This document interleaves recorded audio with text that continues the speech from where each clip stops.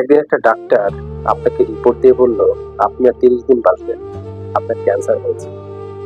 আর এই কথাটা আপনার পরিবার, আপনার বন্ধু বান্ধব কেউ জানে না। আপনি বাসায় গেলেন, প্রতিদিনের মতো আপনার বাবা আপনার সাথে বকাঝকা শুরু করলো। এই তোকে দিয়ে কিছু হবে না, তুই কিছুই করতে পারবি না, এই সেই ইত্যাদি ইত্যাদি। মানে মধ্যবিত্ত পরিবারে বাবারা যেমনটা হয়।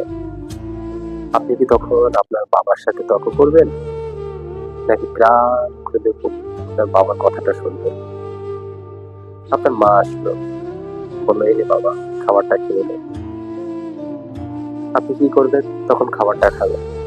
আপনার কাছে কেমন জানি মনে হবে এইটি হচ্ছে পৃথিবীর একমাত্র খাবার, এটি শ্রেষ্ঠ খাবার, যদিও খাবারটা ডাল খাচ্ছি। চুপচাপ খেয়ে দেবেন।